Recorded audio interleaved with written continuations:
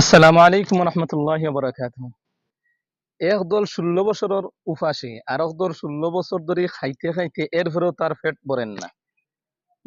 একদলে খেমনে সার যে আপনার ক্ষমতা তাইতো, আর একদল চাইছেও না যে ক্ষমতা তনে নামার, খেমনে জনগণে মারিয়া খেমনে লাশের পর লাশ ফালাইয়া তবনি ক্ষমতা টিকা থাকা যায়।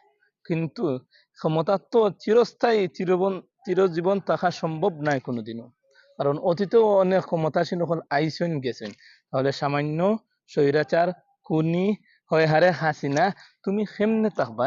তোমার সারা তোমার মন্ত্রী এমপি সেও তো বাগা সারা রাস্তা দেখে না। এখন কত হইল বাংলাদেশ ন্যাশনাল পার্টি বিএনপি, ইতার মাথাত ইতার মাথার মাঝে কোনো মগজ আছে করে নাই। ইটা যেন রাজনীতিকরণ করে আমার কাছে লাগে এটা তো মানে অধিকাংশই মানে স্বার্থর লোভে। এটা ছাগল না পাগল একমাত্র আল্লাহু আলাম।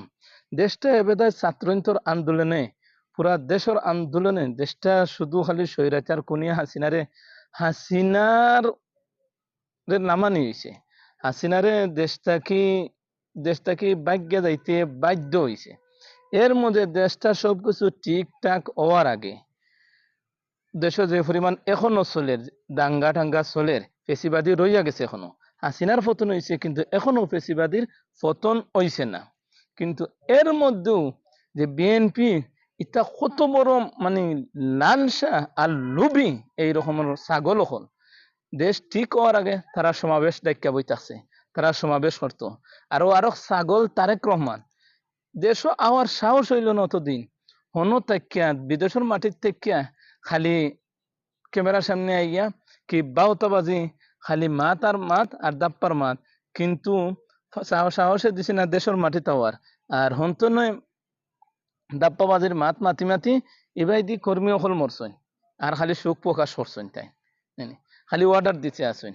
তাই এখন পাগল হয়ে গেছেন সেমনে নির্বাচন হইতো, সুষ্ঠু নির্বাচন হইবই। এখন আর হি সুযোগ নাই।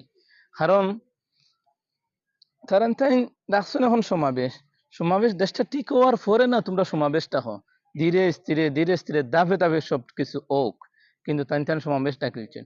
কত বড় লোভ লালসা ক্ষমতার লোভে এই ধরনের নৌকা হইন আর দানর শীষ হইন কোনোটাও বালা নাই। এখন বিএনপি যদি ক্ষমতা তাই দেখবা যে প্রতিশোধ নেওয়াত আওয়ামী লীগে যা করছে, আওয়ামী লীগে 16 বছর যা করছে তাও ওই কিন্তু সামনে প্রতিশোধ নিত, বদলা নিত। তারা হৌ ধ্যান ধারণা লইয়া আইছে।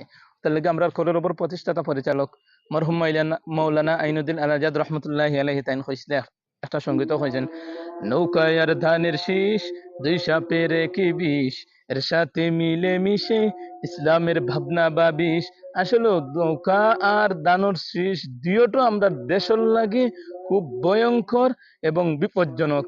এইগুলারে তনে আমরা চাই নৌকাও আপনার দানের শীর্ষ আপনার এমন একটা সরকার আওক, এমন একটা আমরা রাহবার আওক যে ধনী গরিব সব ভেদাভেদ হইয়া পুরো দেশ তার স্বাধীনভাবে এবং মানুষগুলো স্বাধীনভাবে পথ চলতে পারে।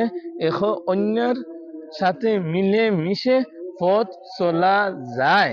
আমরা আর নৌকাও চাই না, দানর শিশুও চাই না, তারেক জিয়াও চাই না, সজীব ওয়াজেদ জয়ও চাই না, হাসিনাও চাই না, ই দাপ্পাবাজি খালেদাও চাই না। তো উভয়টাই আমরা লাগি বিপজ্জনক, উভয়টাই আমরা লাগি মহামারী, করোনার চেয়ে আরো ভয়ঙ্কর এইগুলা।